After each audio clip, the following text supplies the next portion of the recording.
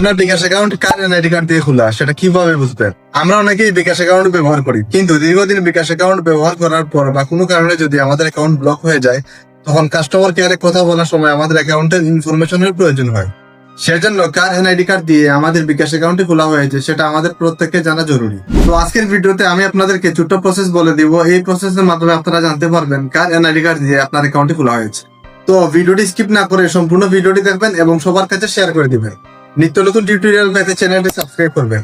তাহলে চলুন কথা না বাড়িয়ে বাকি প্রসেসটি মোবাইলে দেখাই। তো প্রথমে আপনারা বিকাশ অ্যাপসে লগ ইন করবেন।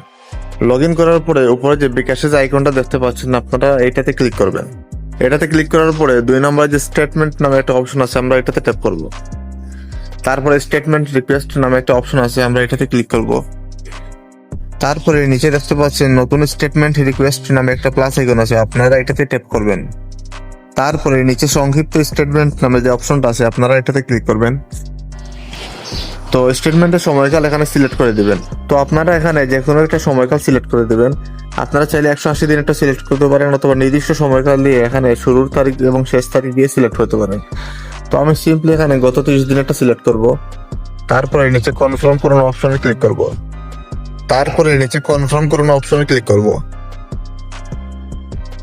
তো স্টেটমেন্ট প্রসেসিং হওয়ার পরে বিকাশ থেকে আমাদের একটা নোটিফিকেশন চলে আসছে, আমরা এটাতে ক্লিক করব।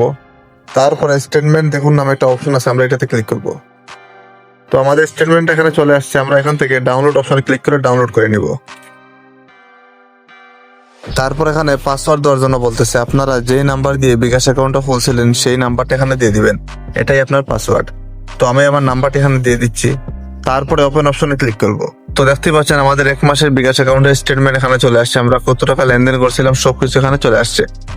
আর কার এনআইডি কার্ড দিয়ে আপনার বিকাশ অ্যাকাউন্টে খোলা সেটা দেখার জন্য আপনারা উপরে দেখতে পাচ্ছেন একটা নাম আছে, আমি প্রাইভেসি কারণে এটা ব্লার করে দিচ্ছি। এই জায়গার মধ্যে আপনার নামটা থাকবে, আপনি যার এনআইডি কার্ড দিয়ে বিকাশ অ্যাকাউন্টটা খুলছিলেন ওনার নামটা এখানে থাকবে এবং আপনার বিকাশ অ্যাকাউন্টের নাম্বারটা এখানে থাকবে। তো এইভাবেই আপনারা বুঝতে পারবেন আপনারা কার এনআইডি কার্ড দিয়ে বিকাশ অ্যাকাউন্টটা খোলা হয়েছে। তো আজকের ভিডিওটা এই পর্যন্ত ছিল, দেখা হবে পরবর্তী কোনো নতুন ভিডিওতে। সবাই ভালো থাকবেন, আল্লাহ হাফেজ।